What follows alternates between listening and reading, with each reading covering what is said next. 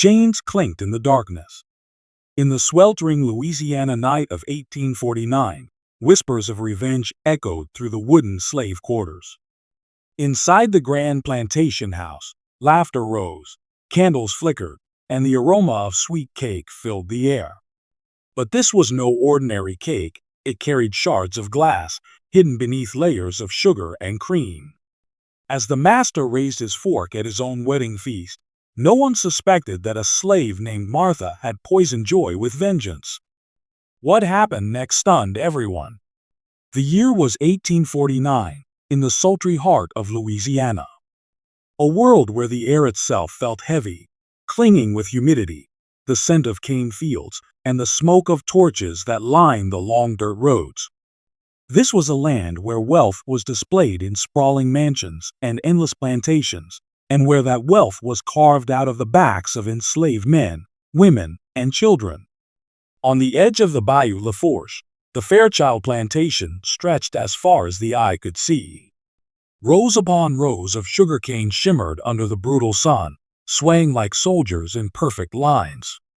The fields hummed with the sound of cicadas and the groans of human labor.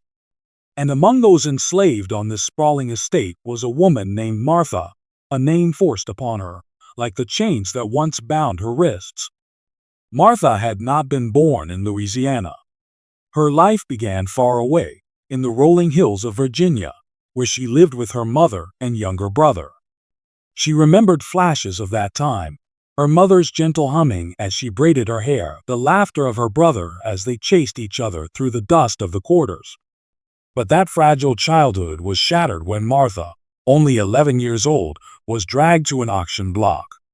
She was sold away, her small hands ripped from her mother's grasp, her screams drowned out by the bark of traders shouting prices. She never saw her family again. The men who bought her transported her south on a crowded flatboat, along with dozens of other enslaved children and adults. They were packed tightly, treated like cargo, their cries mingling with the river's current. The traders did not care for names. They gave her Martha, a name that stuck like a scar. By the time she arrived in Louisiana, her old identity had been erased, buried beneath the harsh new reality of bondage. The Fairchilds, a wealthy family of planters, took ownership of her. The patriarch had died years earlier, leaving the estate in the hands of his son, William Fairchild, a man who ruled with cruelty disguised as authority. He was in his early 30s, broad-shouldered, with a booming voice that carried across the fields. He saw the slaves not as people but as assets, machines of flesh that existed only to enrich his name and legacy. Beside him was his sister, Eleanor Fairchild, who managed the household with an iron fist. Eleanor was sharp-featured, with eyes that seemed to pierce through flesh to bone. She believed in discipline, order, and the superiority of her bloodline. To her, slaves were not human but instruments to be controlled, scolded, and broken into obedience. And enforcing their will was the overseer, Jonas Reed. Reed was feared by all. A lean, wiry man with sunburned skin and eyes as cold as steel, he carried a whip braided with a strip of lead at its tip. Every lash he delivered split flesh wide open, leaving scars that never faded. Children cried at the mere sound of his boots on the dirt. Martha was placed in the big house, trained as a domestic servant. At first, she was made to scrub floors until her knees bled, to polish silver until her reflection gleamed back at her, to carry water jugs that strained her young arms. But as the years passed, the mistress noticed Martha's skill in the kitchen. With guidance from older enslaved cooks, Martha learned to season stews until their aroma filled the halls, to bake cornbread that rose golden and warm, to craft sweet pies and layered cakes that melted on the tongue. She became indispensable. Whenever the master entertained wealthy neighbors, it was Martha's food that impressed them. They never praised her, of course. The credit always went to the Fairchilds. The master would laugh, bragging, "Even my slaves cook better than the French chefs in New Orleans." Yet Martha was never allowed to taste the dishes she created. She lived on scraps, burned crusts, wilted vegetables, and cornmeal boiled into mush. Martha endured years of humiliation, but she did so with a quiet fire inside her. She had witnessed horrors that would break most souls. She saw men whipped until their backs became raw rivers of blood. She saw women dragged into the master's chambers at night, their sobs echoing down the halls. She saw children torn from their mothers, sold to distant plantations, their cries carried away on the wind. She saw graves dug behind the quarters, where the dead were buried without names, without dignity. Every day was a wound, and every wound left a scar not just on her body, but on her soul. By 1849, Martha was in her mid-20s, strong from years of labor, but weary from endless servitude. That year, whispers began to circulate among the slaves. Master William Fairchild was to be married. His bride-to-be was Annabel Crawford, the daughter of a neighboring planter family. Annabel was young, delicate, and raised in luxury. The marriage was not one of love, but of power. It would unite two wealthy families, merge fortunes, and solidify their dominance over land and people. For the Fairchilds, the wedding was not just a ceremony, it was a proclamation of supremacy. The plantation erupted in preparation. Carriages rolled in with silks and silver. Slaves scrubbed the walls of the big house until they shone. Fields were stripped of their best animals for slaughter. Barrels of wine and whiskey arrived in abundance. It was to be the grandest feast of the season, a Christmas wedding that would dazzle every guest. And at the center of it all was the wedding cake. Mistress Eleanor ordered Martha to bake the largest, most magnificent cake the plantation had ever seen. It was to be layered high, frosted with white sugar, decorated with candied fruit, and spiced to perfection. Eleanor wanted nothing less than a masterpiece to display their wealth. For Martha, the command was another insult, another reminder of her bondage. Here she was, forced to create a symbol of celebration for the very man who owned her body and soul. As she stirred the batter, she thought of the years stolen from her. She thought of her mother's face, fading from memory. She thought of the scars on her back, the chains on her people, the graves dug too soon. And then, as she scraped the bowl, the thought crept into her mind, quiet, dangerous, but relentless. What if the cake carried more than sweetness? The idea took root. The kitchen, filled with jars and bottles, offered the tools. She noticed the glass containers, their shards gleaming when they broke. Glass, sharp, invisible once baked into a cake. A weapon hidden inside a dessert. It was madness. It was suicide if discovered. But Martha's heart beat faster as the thought consumed her. She had nothing left to lose. No freedom, no family, no future.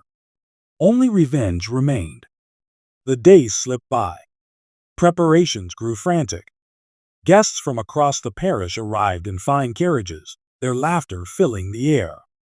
Musicians tuned their fiddles. Slaves hurried with trays, their faces blank masks hiding exhaustion. The big house glowed with candlelight, a beacon of wealth in the cold December night. And in the kitchen, Martha's hands worked steadily, shaping the cake that would serve as both centerpiece and weapon. She layered sweetness with shards, cream with cruelty, sugar with vengeance.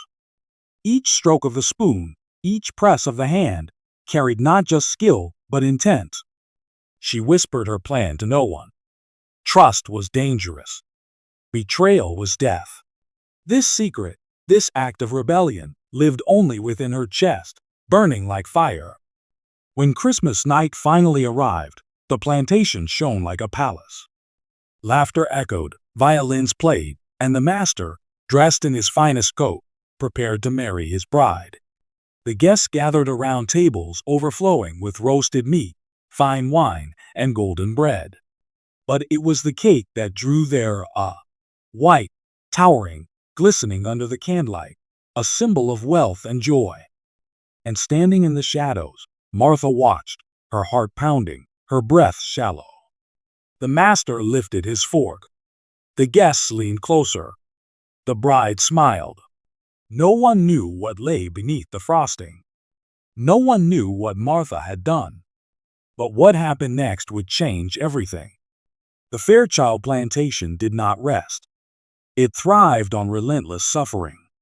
From sunrise until deep into the night, the enslaved were driven like cattle, whipped into submission, and reminded daily that their lives did not belong to them. And at the very center of this system stood Master William Fairchild, proud and merciless, a man who believed cruelty was a form of order. Martha had endured much in her years, but as the wedding preparations grew closer, the demands multiplied. Eleanor, the mistress, became more vicious by the hour. She barked orders from dawn until her throat grew hoarse. Every corner of the house had to shine, every curtain washed, every dish polished. She walked behind Martha in the kitchen, criticizing every motion, every gesture. This bread is too coarse. Do it again. This stew smells of smoke. Start over. You clumsy fool, can you not follow simple instruction? Her insults cut as deeply as whips. Eleanor relished in degrading Martha in front of others, treating her as though she were less than the dirt beneath her boots. When Martha winced from an aching back or a cut finger, Eleanor would sneer, "A slave's body is meant for labor, not for comfort." If Eleanor's tongue was sharp, Jonas Reed's whip was sharper. The overseer stalked the quarters like a predator, searching for the slightest excuse to punish. If a hoe missed its mark in the fields, if a child cried too loudly in the night, if someone dared to pause to drink water under the sweltering sun, Reed's whip cracked through the air. One evening, Martha witnessed a scene that carved itself into her mind forever. A young boy, no more than 12, had collapsed in the cane fields. His body could not bear the weight of labor in the burning heat. Reed stood over him, whip in hand, eyes narrowed. The boy's mother rushed to shield her child, begging for mercy. Reed did not hesitate. He lashed the boy, tearing through skin, his screams piercing the sky. When the mother threw herself over him, Reed lashed her too, again and again, until both lay bloodied in the dirt. Martha, from the kitchen window, pressed her hand to the glass, trembling with rage. She could do nothing. She could only watch as cruelty unfolded. The boy survived, but his back was left scarred for life. His mother limped for weeks.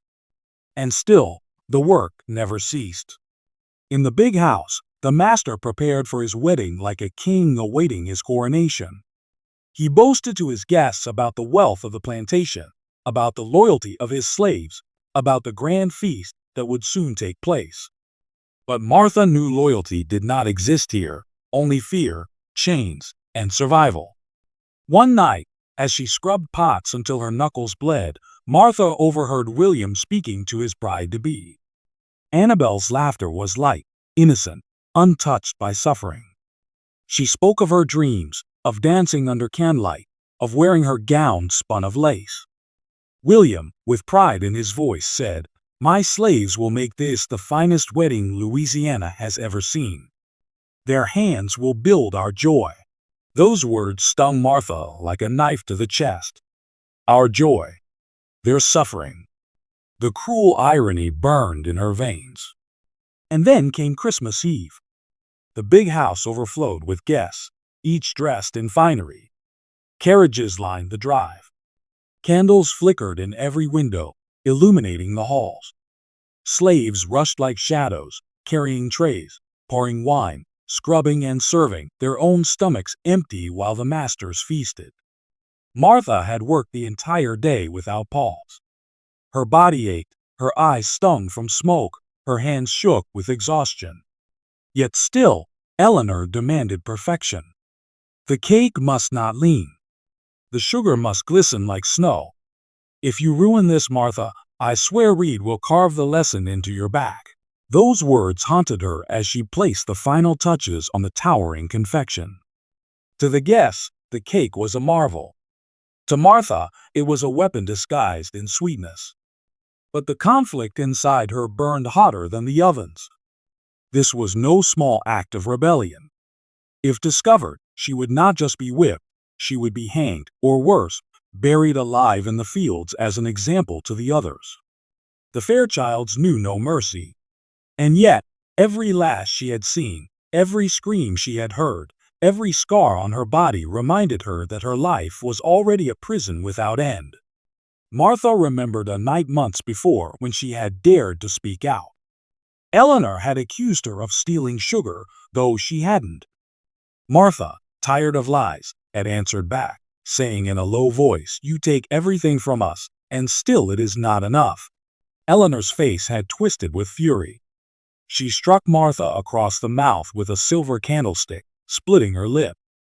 The blood dripped onto the floor, and Eleanor hissed, "You will never speak again unless I permit it." That night, Martha had cried silently into her pallet, staring into the darkness, her lips swollen, her spirit bruised but not broken. And it was in that silence that the seed of vengeance began to grow. Now, on this wedding night, that seed had fully bloomed. The guests feasted and laughed, raising glasses of wine. The sound of fiddles filled the air. Slaves moved like shadows through the crowd, unseen, unheard. And in the kitchen, Martha stood in the doorway, watching as the cake, the fruit of her hands, the vessel of her rage, was wheeled into the grand hall. The master's voice boomed above the chatter. "Bring forth the cake. Let us celebrate." The guests clapped, marveling at its size, its beauty, its gleaming sugar. Annabel's eyes widened with delight. William grinned, proud of his display. Eleanor stood beside him, chin lifted, reveling in her triumph. And Martha, hidden in the shadows, clutched the edge of the doorway, her heart hammering. The cake was set before them. The knives were lifted. The first slices were cut, placed upon silver plates, carried to the bride and groom. Martha's breath caught in her throat. This was the moment. The very edge between life and death. The master raised his fork. The bride followed. Guests leaned in, eager to taste. Martha's eyes burned as she whispered silently to herself, a prayer or a curse, she could not tell which. And in that instant, the line between servant and avenger blurred forever. What William Fairchild did next would send shockwaves through the plantation.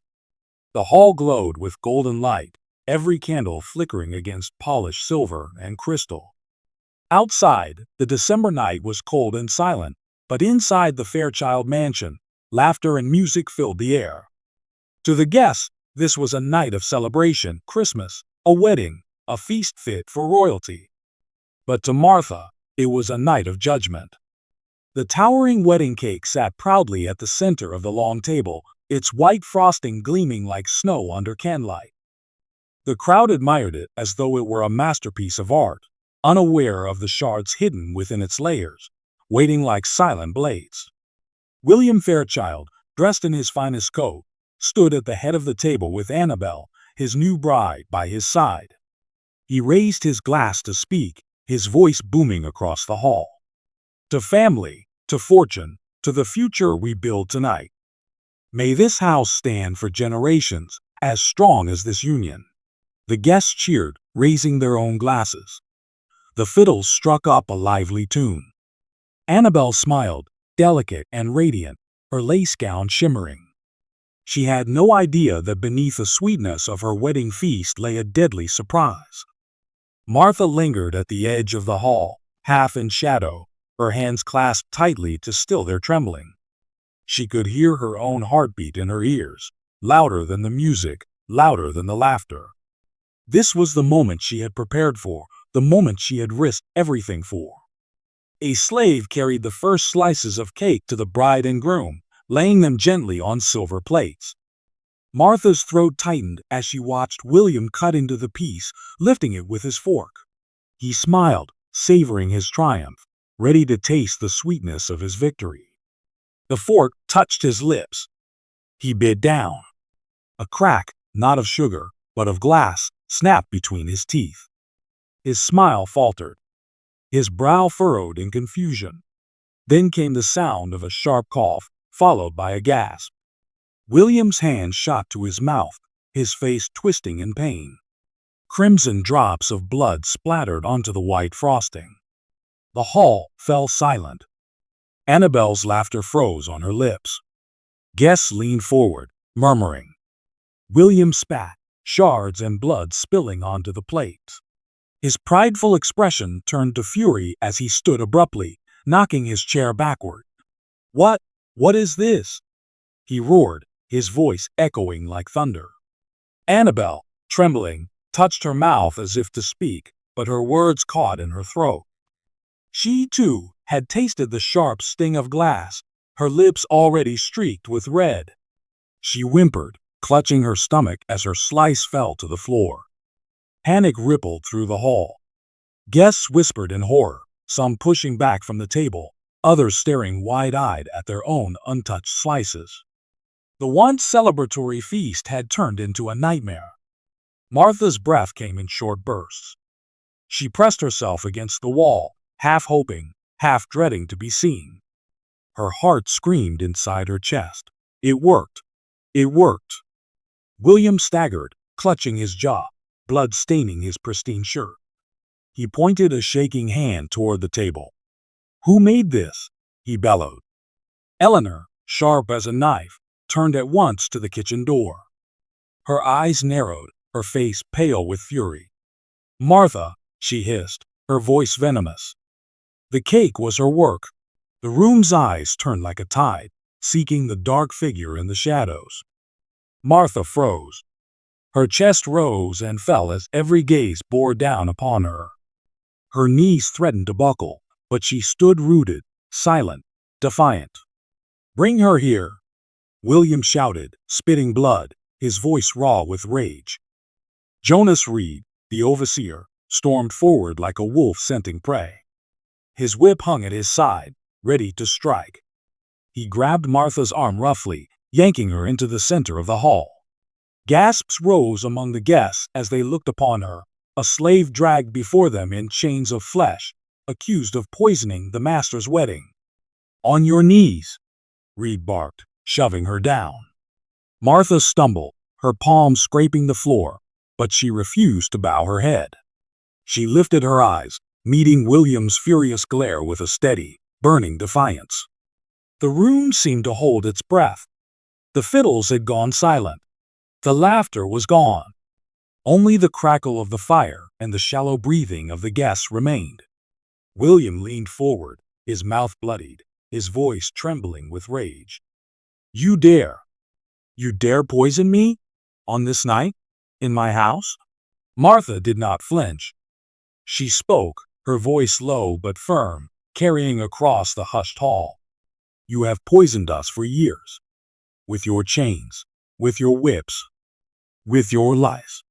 Gasps rippled again, louder this time. No slave had ever spoken such words in the master's house. Eleanor's face twisted in fury. "Shut her mouth," she shrieked. "Whip her until her tongue is torn out." Reed raised his whip, but William lifted a blood-stained hand to halt him. His eyes locked on Martha's, a mixture of fury and disbelief. He had expected fear, begging, tears. But what he saw instead was fire, unyielding, unbroken. For the first time, the master tasted not just glass in his mouth, but the bitter truth. His slaves were not as silent, not as submissive, as he had believed. Martha's words lingered in the air like smoke. "You have poisoned us for years." The guests shifted uneasily. Some whispered to each other, horrified. Others stared at Martha with something else, something like "ah." The tension crackled through the hall, heavy, suffocating. Reed's hand tightened around his whip, eager to strike. Eleanor screamed again for punishment. Annabelle wept, clutching her bleeding lips. And William, towering above them all, trembled with rage and humiliation. The night that was meant to crown his glory had turned into a stage for rebellion. Martha knew her life might end before dawn. She knew the punishment waiting for her would be cruel beyond measure. But in that moment, kneeling on the floor of the grand hall, she felt something she had not felt in years: power. For once, the master bled. And what Martha did next would set the house ablaze, literally and figuratively. The hall was no longer a place of joy, it was a crucible of chaos. The once celebratory wedding feast now stank of blood and fear. Silver plates clattered to the floor, goblets tipped, and spilled red wine that looked too much like blood across the white tablecloth. Guests scrambled back from the cake as if it were cursed. And at the center of it all knelt Martha, the slave who dared to strike back. William Fairchild's lips dripped red. Annabel trembled, pressing a lace kerchief to her mouth. Eleanor hissed like a serpent, demanding Martha's punishment. And Jonas Reed stood ready, whip coiled in his hand, eyes burning with anticipation. The master's voice cut through the clamor, raw and jagged. "Kill her," he growled. "Kill her now." The words hung heavy in the air. Reed stepped forward, whip raised. Martha braced herself, her breath shallow, her heart pounding. She had known this moment would come. She had never expected to live past it. But in the fire of that hall, with every eye upon her, something inside her snapped, not in fear, but in fury. Before Reed's whip could strike, Martha lunged. With both hands she grabbed the heavy silver candlestick from the table beside her and swung it upward with all her strength. The blow landed square across Reed's jaw.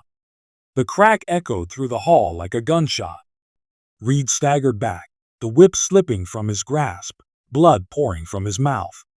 Gasps filled the room. No slave had ever dared raise a hand against the overseer. But Martha was no longer bound by fear.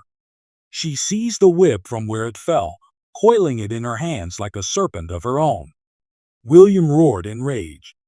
"Seize her," he shouted, but the guests, pale and trembling, did not move. They were planters, merchants, aristocrats. They were not men of violence.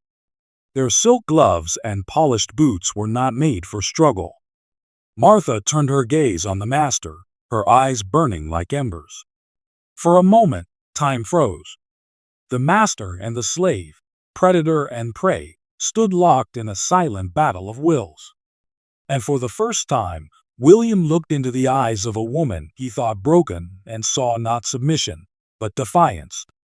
"Burn it down," Martha whispered, more to herself than anyone else. Her hands found the oil lamps that lined the wall. With one swift motion, she hurled the first lamp to the ground, glass shattered.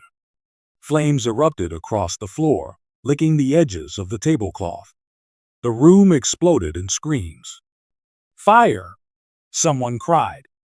Guests scattered in panic, silks and gowns sweeping toward the doors.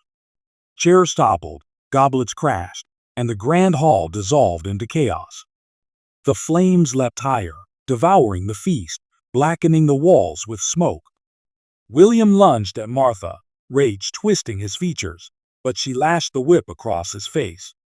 The lead-tipped end cut deep, splitting his skin. He howled, clutching his eye, stumbling backward. Eleanor shrieked, her voice piercing above the roar of the flames. "Seize her! Seize her, you cowards!" But her words were drowned by the growing inferno. Martha did not wait. She ran, through the smoke, past the tables, past the cowering guests. She sprinted toward the kitchen where the firewood was stacked high. She grabbed another lamp, hurling it onto the pile. Flames whooshed upward, filling the air with acrid smoke. The fire spread like a living beast, climbing walls, consuming curtains, racing toward the rafters. The mansion groaned as its bones caught fire. Slaves in the quarters saw the glow, saw the sparks flying into the night sky. At first, they hesitated, fear gripping them as it always had. But then whispers spread. "Martha has struck the master. Martha has set the house ablaze." And suddenly, fear gave way to something else, something that had long been buried beneath chains. Hope. Some ran to the house, not to save it, but to watch it burn. Others grabbed stones, sticks, anything they could, ready for the chance to fight. The overseer's iron grip was broken. The master was bleeding. The mistress was screaming. For the first time, the great Fairchild plantation trembled. Inside, William stumbled through the smoke, bellowing orders no one obeyed. His voice cracked with fury and fear. He tried to rally the guests, but they had fled. He turned to his sister, Eleanor, who clung to a silver crucifix, praying through coughs of smoke. "Martha," he roared, his voice ragged. "I'll see you hanged for this. I'll see you buried alive." But Martha was already gone from the hall, slipping through the smoke-filled kitchen and out into the night air. Her lungs burned, her skin slick with sweat, but the cold air felt like freedom. Behind her, the mansion roared with fire, the flames painting the sky in orange and red. She ran across the yard, her bare feet striking the frozen earth, her breath clouding before her. Shouts rose behind her, Reed's furious groans, William's curses, Eleanor's screams. But above it all was the crackle of fire and the screams of panicked guests. The quarters erupted as slaves poured out, some watching in awe, others rushing toward the burning house. Martha's name spread among them in hushed tones, disbelief mingling with wonder. She struck Reed. She cut the master. She burned the house. The impossible had happened. But Martha knew it was not over. The overseer was still alive. The master still breathed. And vengeance, once unleashed, could not be contained. Reed, bloodied but not broken, stumbled into the yard with a pistol in his hand. His face was swollen, one eye nearly shut, but his hatred was clear. He raised the gun, aiming into the crowd of slaves. Martha saw him.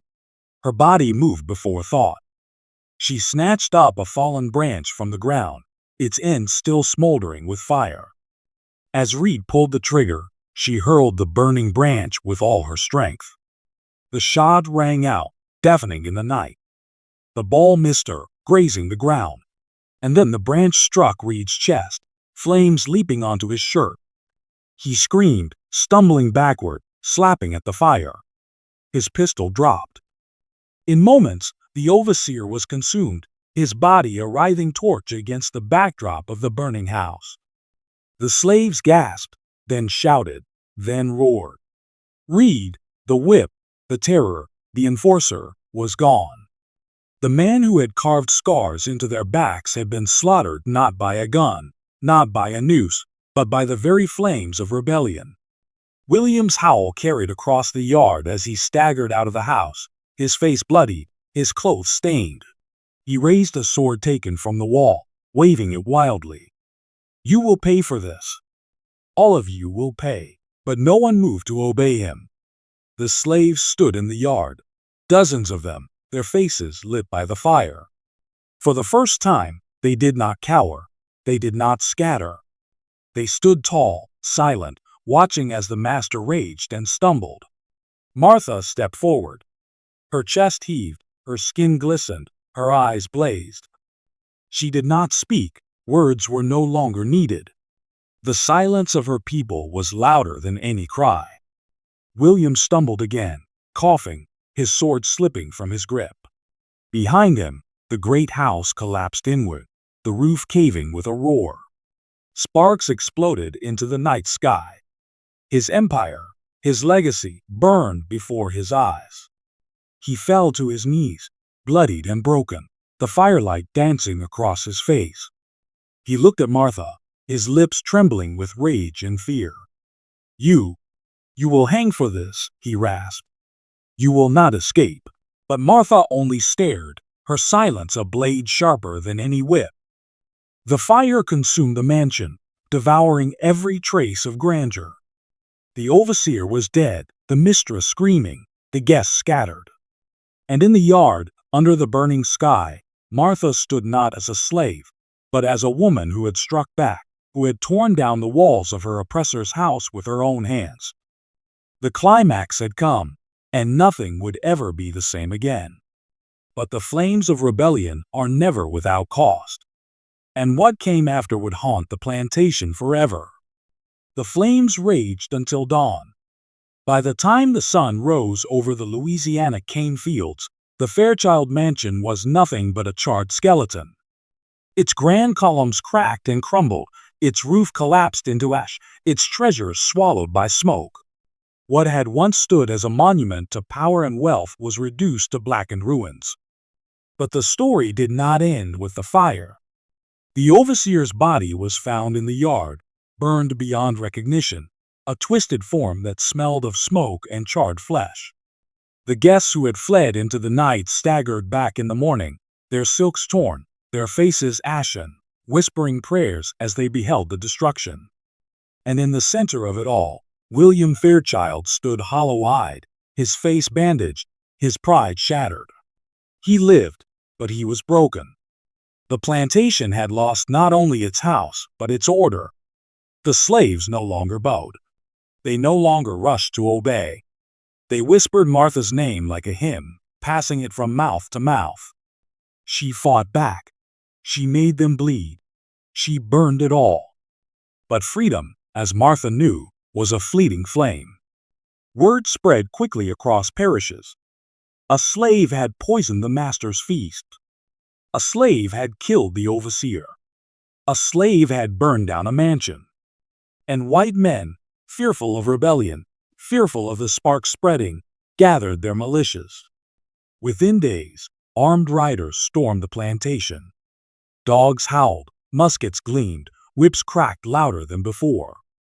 The rebellion was over before it could become an uprising. Martha was captured. She was dragged before the ashes of the house she had burned. William, half-blinded, stood with rage twisting his features, demanding her death. Eleanor clutched her crucifix, shrieking that Martha's soul was damned. The other planters, hungry for blood, nodded their approval. There was no trial. There was no defense. She was a slave, and worse, a slave who had dared to rebel. They bound her in chains, the iron biting into her wrists, and they dragged her beneath the old oak tree at the edge of the field. The very tree where Reed had once strung up runaways now awaited her. The slaves gathered, forced to watch. Mothers covered their children's eyes. Men clenched their fists, but did not move. Fear was once again the overseer. William gave the order. The rope was thrown over the branch. The noose slipped around Martha's neck. But even then, she did not break. She did not cry, did not beg, did not tremble. She stood tall, her eyes fixed on the burning sun rising over the cane fields. Her lips parted, but no curse or plea came forth. Only silence. And in that silence, she was louder than any whip. The order was given. The rope pulled taut. Martha's body swung beneath the oak, her chains clinking softly with the wind. The crowd was silent. Even the dogs stopped barking. The overseer was dead, the mansion burned, and though her body hung lifeless, her defiance lived on in the memory of every slave who had seen it. William thought her death would crush the whispers. He thought the hanging would restore order. But he was wrong. Because whispers cannot be hanged. For months, stories spread from plantation to plantation, carried in hushed tones over campfires, in the dark corners of slave cabins, during stolen moments in the fields. They spoke of the woman who poisoned her master's feast, the woman who struck down the overseer, the woman who burned a mansion to the ground, the woman who did not die in fear. And though her body had been taken by death, her spirit traveled far beyond the Fairchild land. Mothers told their children her name, warning them never to forget. Men carried her story in their hearts, knowing that one day they too might rise. William rebuilt his house, but it was never the same. The grand halls echoed with silence. Guests whispered about the curse of the wedding feast. Some claimed to hear Martha's footsteps in the corridors at night. Eleanor grew frail and paranoid, clutching her crucifix tighter with every creak of the floorboards. And as the years passed, the cane fields themselves seemed to change. Slaves still toiled, still bent their backs beneath the lash, but when they passed beneath the oak tree, they looked up, not in fear, but in remembrance. for that was the place where Martha had made her stand. The night of fire became legend. It was told not in books, not in papers, but in the living memory of those who endured. Her story became a secret gospel of resistance, whispered in the shadows of churches, murmured in the hidden corners of Christmas gatherings, sung in low voices at New Year feasts. Martha had not escaped. She had not lived to see freedom. But she had shown that even in chains, a slave could rise. And that was enough to plant a seed. Generations later, long after the Civil War, long after the chains had been broken, elders still told the story of Martha, the slave woman who set fire to her master's house. Her name lived on not because of how she died, but because of how she dared to fight. And so the haunting reflection remains. In the silence of the night, in the creak of the cane stalks, in the whisper of the wind through the oaks, her voice lingers. It is not a scream. It is not a cry. It is a whisper that grows louder with every generation. Chains can burn. Masters can bleed. No house built on cruelty will stand forever.